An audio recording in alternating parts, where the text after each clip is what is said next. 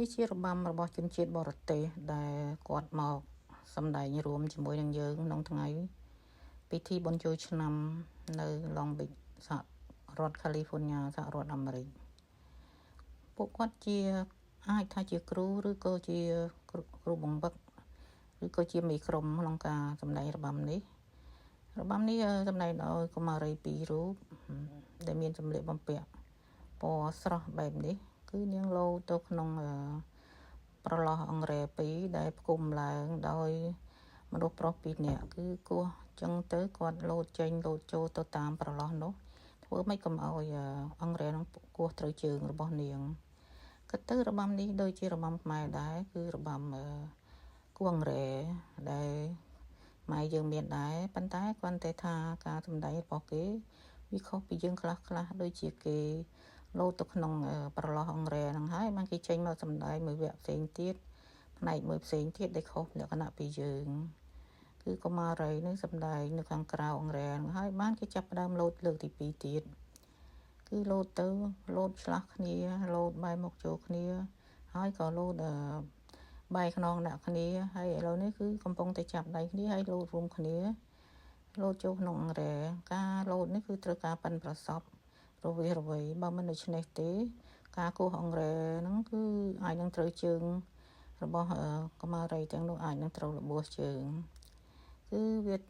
នាងបានហាត់ស្ទាត់ហើយទើបបានសម្ដែងបានល្អឥតខ្ចោះបែបនេះការលោតនៅតែចាប់ផ្ដើមបន្តគឺលោតជារបាំគេគឺលោតកុមារីមួយនោះបានផ្លាត់ជើងដួលទៅហើយប៉ុន្តែនាងក៏ស្ទុះងើបយ៉ាងរហ័សដើម្បីបន្តការលេងរបស់នាងទៀតបានន័យថានាងទទួលខុសត្រូវក្នុងការសម្ដែងរបាំនេះដោយប្រញាប់ងើបស្ទុះឡើងដើម្បីនឹងឲ្យដំណើរការរបាំនេះបានប្រព្រឹត្តទៅដោយរលូនមកដល់វគ្គត្រង់នេះគឺកុមារីនឹងបានបកដៃចូលគ្នាគឺបកដៃស្ដាំមកខាងម្នាក់ដែលទល់មុខគ្នាចឹងទៅគឺមើលឃើញលក្ខណៈ